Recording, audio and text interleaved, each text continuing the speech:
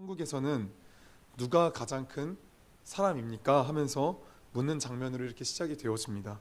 이들이 왜 이런 질문을 하는지 같은 본문을 다루고 있는 누가복음 9장 46절을 살펴보면 이렇게 기록되어져 있죠. 제자 중에서 누가 크냐 하는 변론이 일어나니 이렇게 기록이 되어져 있습니다. 제자들 가운데 누가 크냐 하는 그런 문제로 말다툼이 지금 일어난 겁니다. 말다툼이. 그래서 이들이 이 문제에 대한 지금 답을 얻고자 예수님께 나아온 것입니다. 참 제자들의 이런 질문의 수준을 보면은 어떻죠? 솔직히 좀 안타깝죠. 예. 이게 단순히 믿음의 문제를 떠나서 그냥 단순히 이 문제만 보면, 이 질문만 보면은 마치 이런 것 같아요. 자식들이 부모 앞에 나와서 한 8형제 되는 자식들이 부모 앞에 나와서 이렇게 묻는 것 같아요. 우리 중에 누가 더 좋아? 라고 묻는 것 같아요. 그럼 부모 입장에서 어떨까요? 얘 손을 들어주면 나머지 7명은 어떻게 감당하냔 말이에요. 얘 손을 들어주면 또 이게 어떠냔 말이에요. 예. 그쵸. 이 지훈이가 나와서 우리 중에 누가 더 좋아요? 라고 물으면 이거 굉장히 난처한 거죠. 이 제자들의 질문은 굉장히 난처한 겁니다, 지금. 예. 이런 난처한 질문에 예수님께서 지금 어떻게 대답하고 계십니까? 4절 말씀을 읽어보시면 이렇게 기록되어져 있습니다. 4절 말씀 보시면 그러므로 누구든지 어린아이와 같이 자기를 낮추는 사람이 천국에서 큰 자니라. 아멘. 이렇게 말씀을 하고 계시고 계시는데 왜 예수님은 이렇게 대답을 하신 걸까요? 왜 자기를 낮추는 이가 천국에서 큰 자다라고 제자들에게 지금 말씀을 하고 계시는 걸까요? 일단 우리가 어린아이 같다라는 게 지금 무엇을 의미하는지 좀 생각을 하면 좋을 것 같습니다. 어린아이에게 부모에게 안기듯 순종하는 그런 순수성을 지금 이 말씀에서 지금 이야기를 하고 있는 걸까요? 어린아이 같다라고 지금 말하는 게 어떤 걸 의미하는 걸까요? 오늘 본문에서 어린아이 같다라는 건 지금 단순히 어떤 어린아이가 부모에게 순종한다는 그런 순수성을 이야기하고 있는 것이 아닙니다. 예수님 당시 어린아이들은 사회에서 어떠한 지위도 없었습니다.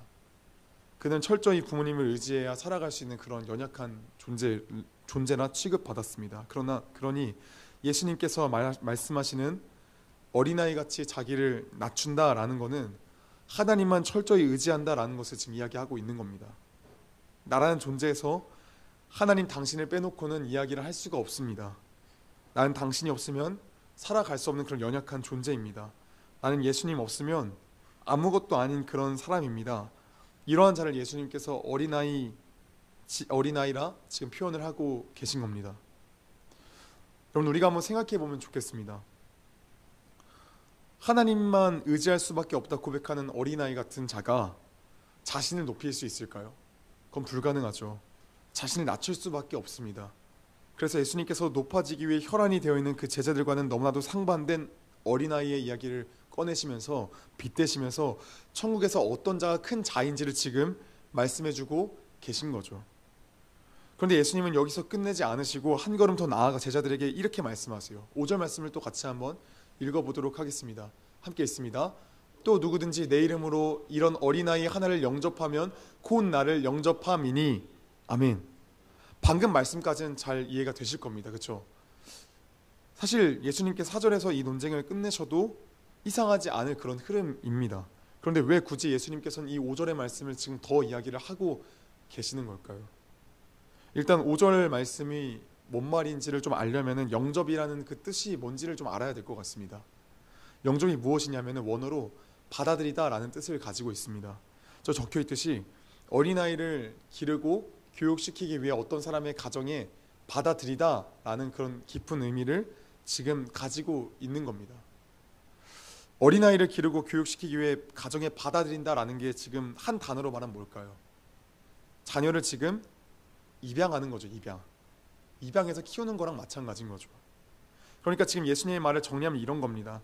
한 어린아이를 지금 너희가 입양하면서 그들을 섬긴다면 예수님을 받아들이는 것과 같다라고 지금 말씀을 하고 계시는 겁니다.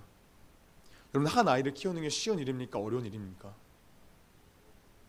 제가 뭐 키워보진 않아서 제가 뭐 다 이렇게 말할 수는 없지만 이 행복교실에서 아침부터 이 저녁까지 있다 보니까 어린아이 이 초등학생 한 명도 키우는 게 쉽지 않더라고요. 예.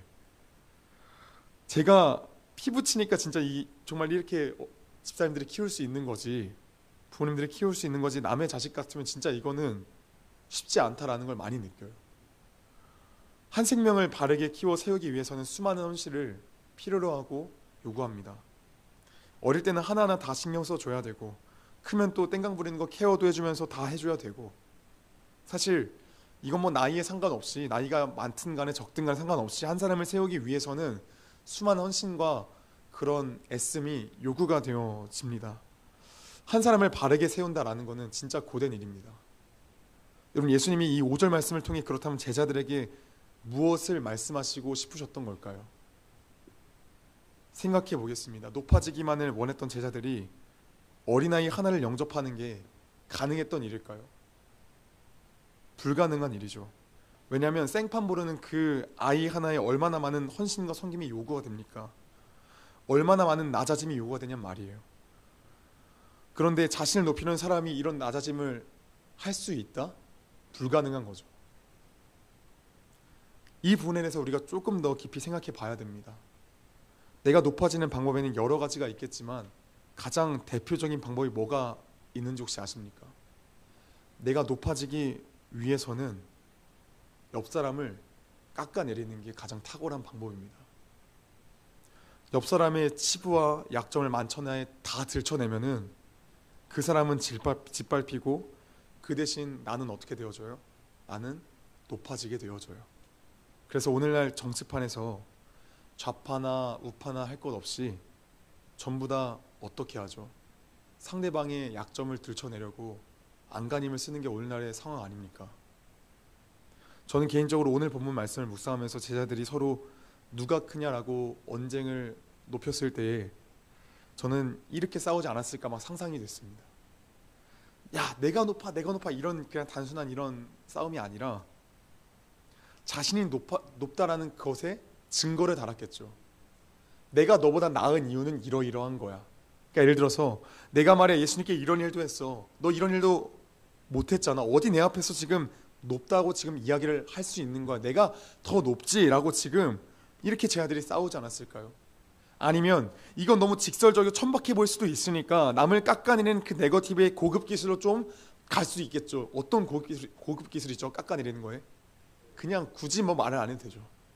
그냥 굳이 말 안 해도 되고, 그냥 뭐 나 헌금 뭐 이 정도로 했고, 뭐 구제 활동 이런 것도 했어. 뭐 이 정도면 내가 하늘에서 더 큰 자 아닐까? 굳이 남을 비교하지 않아도 내가 이 정도 높이 했으니까 너는 내 정도에 얼씬도 못하겠지라는 그 깊은 네거티브에 부정으로 깎아내리는 거에 고급 기술이죠. 여러분, 이런 제자들이 남을 깎아내리고 그렇게 헐뜯고 하는 그런 자신을 높이려는 혈안에 되어 있는 이런 제자들이 당대 존재가치 없다고 여겨지는 어린아이 한 명을 영접할 수 있었을까요? 어린아이 한 명을 걷어들여서 그 아이를 자식과도 같이 키울 수 있었을까요? 불가능한 겁니다. 이런 이유에서 스스로 높아지려는 자는 절대로 누군가를 섬기며 세우는 일은 할 수 없다라는 거예요. 사랑하는 여러분, 우리의 모습은 어떠합니까? 우리의 모습은 제자들의 모습과 혹시 동일한 모습은 없습니까? 우리는 대놓고 스스로를 높이려고 하지는 않아요. 왜냐하면 사회적인 체면과 주변 시선을 의식하는 그런 관례들이 눈치가 이제 너무나도 생겼기 때문에 대놓고 막 높이지는 않아요. 우리가 어떻게 스스로를 높이냐면 우리는 마찬가지로 네거티브죠. 옆 사람을 깎아내리죠. 상대방의 약점과 치부를 흔들고 밟으면서 그냥 아예 내리 깔아버리는 거죠. 여러분, 우리의 삶을 돌아보면은 우리는 정말 많이 가정에서, 직장에서, 친구들과의 관계에서 저 사람을 완전히 내리 깔아버리고 집 밟아버리고 나를 높이는 경우가 너무 많이 있지 않습니까? 한번 생각해 보세요. 나의 옳음을 입증하기 위해서 상대방의 좋은 점들은 전부 삭제시켜버리고 안 좋은 점들만 완전히 그냥 다 갖다 붙여버리고 완전히 안 좋은 것들을 갖다 붙이기도 모자라서 없던 것들까지 그냥 다 갖다 붙이는 그런 일들을 우리가 한 번씩 행하지 않았습니까? 사실 우리는 제자들보다도 더 우리는 높아지기 위해서 옆에 있는 자들을 깎아내리는 그런 사람들입니다. 여러분, 그런데 우리가 기억해야 되는 게 있습니다. 우리가 이렇게 서로를, 나 자신을 높이려고 하다 보니까 옆 사람을 깎아내리는데 우리가 이렇게 서로 높아지기 위한 그런 아기다툼을 하다 보면은 어떻게 되냐면 우린 서로를 당연히 실족시키게 되어집니다. 여러분, 실족하게 한다는 게 무엇입니까? 죄로 끌어들이다 성내게 하다라는 뜻이 있는데, 이것을 오늘 본문에 가져와 보면 누군가를 믿음으로부터 떨어지게 만드는 겁니다. 여러분, 생각해 보세요. 제자들이 서로 내가 낫다 이렇게 서로 치고받고 싸울 때, 서로를 부정적인 네거티브를 할 때에, 그때에 제자들이 서로의 심령이 어떻게 되었겠습니까? 상처가 나지 않았을까요? 그들의 마음에 날선 말들 때문에 상처받지 않았을까요? 서로가? 여러분, 우리의 존재는 어떠냐면 남을 섬기고 세우기보단 서로를 실족하게 하는 그런 존재입니다. 우리 인간이 죄를 짓고 나서 아담과 하와가 범죄하고 난 다음에 가장 첫 번째로 일어난 일이 무엇입니까? 남을 섬기고 세우는 일이 일어났습니까? 아니면 남을 헐뜯고 죽이는 일이 일어났습니까? 헐뜯고 죽이는 일이 일어났죠. 하나님께서 가인과 아벨의 제사를 평하였을 때 어떻게 표현하셨죠? 가인의 제사는 옳지 않고 아벨의 제사 내가 받겠다라고 말씀하셨죠. 그러니까 가인이 어떻게 하셨죠? 가인이 어떻게 했냐면은 아벨의 제사를 받듯이 하나님을 찬양합니다라고, 아벨 넌 정말 멋져, 넌 정말 좋은 사람이야라고 남을 섬기면서 지켜 세워주기보다는 하나님 당신은 옳지 않습니다 하면서 오히려 죽여버리면서 실족하게 하고 헐뜯고 그러하였습니다. 여러분, 우리 인간의 존재 가치는 어떤 존재 가치냐면 남을 섬기고 세우기보다는 서로를 실족하게 하는 그런 존재입니다. 오늘날 교회에서 나 자신을 높이고자 말로 상처 주는 일들이 얼마나 많이 있습니까? 나 자신의 옳음을 드러내 보이려고 옆 사람을 실족시키는 경우가 얼마나 많이 있냔 말이에요. 우리도 말로써 누군가를 실족시킨 적이 얼마나 많이 있습니까? 나의 옳음을 드러내려고 누군가의 치부를 드러낸 적이 얼마나 많이 있습니까? 나의 말 한마디 때문에 교회 안에 누군가의 한 사람이 실족당한 적이 얼마나 많이 있습니까? 우리는 남을 세우기보다는 남을 실족시키는데 더 달인이에요. 그냥 남을 세우고 그 섬기는 것에 기쁨이 있지만 우리는 그 기쁨을 쟁취하지 못하는 자들이에요. 그래서 주님께서 이런 우리를 향해, 제자들을 향해 굉장히 무서운 말씀을 하시죠. 먼저 6, 7절 말씀을 가장 먼저 읽어보도록 하겠습니다. 먼저 있습니다. 시작. 누구든지 나를 믿는 이 작은 자 중 하나를 실족하게 하면 차라리 연자맷돌이 그 목에 달려서 깊은 바다에 빠뜨려지는 것이 나으니라. 실족하게 하는 일들이 있음으로 말미암아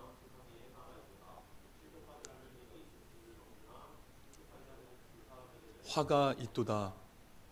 이 화가 구체적으로 뭐라 그 뒤에 나오지 않지만 저는 개인적으로 이 화가 앞에 나온다고 저는 감히 생각합니다. 우리 18장 3절 말씀 또 읽어보도록 하겠습니다.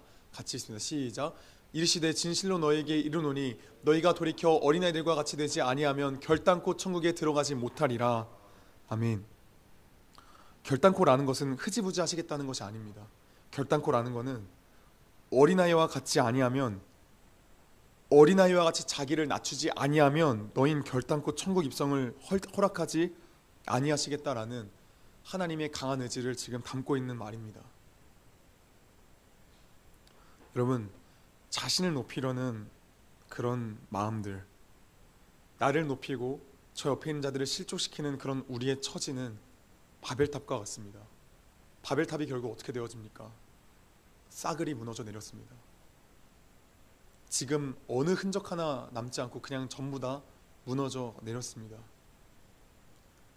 나를 높이려는 제자들, 나를 높이려는 우리, 세우기보다 실족시키는 우리의 그 결과는 천국 입성이 불가한 그런 존재입니다. 여러분은 어린아이와 같습니까? 아니면 제자들과 같이 자신을 높이려 합니까?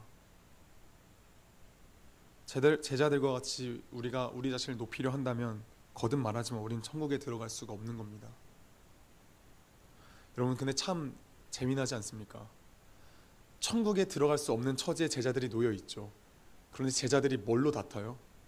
천국에서 누가 가장 크니까 라고 다퉈요. 지금 천국에 들어갈 수 없는데 천국에서 누가 가장 크니까라고 다투니까 예수님이 이들을 볼 때 어떤 마음일까요? 아이고 얘들아, 너희 나랑 몇 년 같이 했니? 니네 지금 그런 말 할 때가 아닌데 너의 들보를 왜 못 보니? 너무나도 안타깝고 측은하고 답답하고 온갖 마음이 드시지 않았을까요? 가장 가까운 이들이 이도 스스로 자신들의 운명과 자신들의 그 처지를 알지 못하니까 우리 예수님 많이 속상하지 않으셨을까요? 우리를 보면서 예수님은 어떤 마음이실까요? 스스로를 높다 여기는 우리 마음을 보면서 스스로를 높이려고 남을 깎아내리려는 실족하게 하는 우리를 보면서 예수님은 어떤 마음이실까요? 동일한 마음이라 생각합니다. 사랑하는 여러분, 우리의 존재는 천국에 들어갈 수 없으면서도 천국에서 누가 더 높은 사람인지 따지며 내가 높은 사람임을 입증하기 위해 남을 깎아내리기 급급한 그런 악인입니다. 우리는 남을 섬기며 세워주기보다는 짓밟아 실족시키는 그런 존재입니다. 그런데 사랑하는 여러분, 이런 우리를 살리시기 위해서 우리 주님이 어떻게 하셨습니까? 그런 악인인 나를 주님이 영접해 주셨습니다. 우리 주님이 먼저 우리를 영접해 주셨습니다. 그 영접이 무엇입니까? 어린아이같이 쓸모없는 자가 누구입니까? 나 자신인데, 나 스스로를 높이기 위해 안간힘을 쓰는 자가 나인데, 그런 쓸모없기도 더하고 또 더한 악하고 악한 그런 우리를, 그런 주님이 어떻게 하셨다고요? 우리를 영접해 주셨다고요. 예수님이 우리를 먼저 영접해 주셨습니다. 그래서 5절의 그 말씀의 의미는 사실 예수님 자신이 하셨던 일을 말씀하고 계시는 겁니다. 누구든지 내 이름으로 이런 어린아이 하나를 영접하면 곧 나를 영접함이니, 우리 예수님께서 그런 우리를, 그런 악한 우리를 영접해 주셨습니다. 영접의 뜻이 무엇이라고요? 자녀 삼아 주시는 겁니다. 입양해서 키워 주시는 겁니다. 우리 주님께서 우리를 영접해서 우리를 어떻게 키워가고 계십니까? 우리가 날마다 예수님을 떠나서 세상을 향해 나아가려 할 때 그 예수님이 우리를 어떻게 하십니까? 날마다 붙잡고 강제로 우리를 그 광야로 집어넣어서 하나님 당신을 바라보게 합니다. 우리는 날마다, 우리의 존재는 날마다 커지려 하고, 나는 날마다 남을 섬기고 세우려고 보다는 나는 나 자신을 섬겨주기를 원하고, 나는 내가 더 섬김받기를 원하고, 나는 어린아이같이 하등 쓸데없는 그런 자이지만 우리 주님 날마다 우리를 섬기시고 우리를 세우시고 계십니다. 사랑하는 여러분, 우리는 어떤 은혜를 지금 누리고 계십니까? 한 주간의 삶 가운데 어떤 은혜를 좀 누렸습니까? 한 주간에 주님께서 나를 만지시고 나를 다시 한번 세우시는 그 은혜를 누리셨습니까? 그렇다면 할렐루야입니다. 그 주님은 오늘도, 그리고 내일도, 앞으로 주님 나라에 이르는 그날까지 우리를 어떻게 하시냐면 영접하십니다. 우리를 세우시고 교육시키시고 인도해 가십니다. 이스라엘 백성들을 모세는 끝없이 세우기 위해서 부단히 애썼습니다. 그래서 모세가 뭐라 고백합니까? 주님, 생명책에 내 이름을 지우셔서라도 저들을 살려주십시오 이야기를 합니다. 또 예수님께서 하늘로 승천하신 뒤에 그 초대교회 공동체들이 자기만 높이려고 했던 그 제자들이 어떻게 바뀌었습니까? 그들이 서로를 챙기기를 시작했습니다. 서로를 섬기기를 시작했습니다. 자신을 세우기에 급급했던 그 제자들이 저들을 섬기며 세우는 데 마음을 쏟기 시작했습니다. 그러자 바울이 모든 그 시력을 잃고 나서 가만히 방 안에 앉아 있을 때에 다메섹에 있던 그 아나니아에게 주님 찾아오셔서 너가 저 좀 섬겨줘라 했을 때에 그 아나니아가 믿음으로 순종하여 나아가서 그를 세워주고 섬겨줬습니다. 바울이 또 어떻게 했죠? 바울이 그 모든 교회들을 돌면서 그 한 명 한 명에게 무난하면서 그들을 어떻게 하려 했죠? 그들을 실족하게 했나요? 실족하게 하는 것이 아니라 그들을 섬기며 세우게 되었습니다. 사랑하는 여러분, 우리는 어떤 은혜를 받고 누리고 계십니까? 우리는 주님께서 날마다 우리를 영접하시고 우리를 세우시는 그 은혜를 우리 날마다 배웁니다. 그래서 오늘 말씀의 제목처럼 우리는 세우시고 우리를 섬기시고 우리를 세우시는 그 예수님의 사랑, 우리는 오늘도 누리며 나아가고 있습니다. 사랑하는 여러분, 우리가 이 은혜를 더욱더 깊이 누린다면 말하지 않아도 우리가 우리에게 맡겨진 아이들을 더 영접할 수밖에 없을 겁니다. 우리는 영접받은 만큼, 우리가 그 은혜를 아는 만큼 그 아이들에게 나아갈 수 있을 줄로 믿습니다. 우리가 그래서 아이들 향해 나아가자 하기 전에 우리가 먼저 말씀을 더 가까이 하고 그 말씀 안에서 더욱더 사귐을 누리며 나아갈 때 자연히 우리는 그 사랑 안에 나아가게 될 겁니다. 우리가 지난주 말씀을 통해서 들었지만 사랑은 자진하는 겁니다. 사랑은 억지로 가라 하는 게 아니라 그 주인의 사랑을 깨닫고 그 사랑을 받아 그 사랑 앞에 자진하여 굴복하여 스스로 종되기를 얽매여서 나아가는 겁니다. 사랑하는 여러분, 우린 오늘도 나 스스로를 높이지만 우리 주님은 그런 우리를 불쌍히 여기시며 우리를 영접해 주셨습니다. 하등 쓸데기 없는 우리를 영접해 주셨습니다. 그렇게 우리는 그 은혜로 말미암아 다시금 일어나 나아갈 수 있게 되었습니다. 사랑하는 여러분, 일어나 섬김받는 우리의 그 사랑을 받았다면 우리도 그 사랑을 아는 만큼 나아갔으면 좋겠습니다.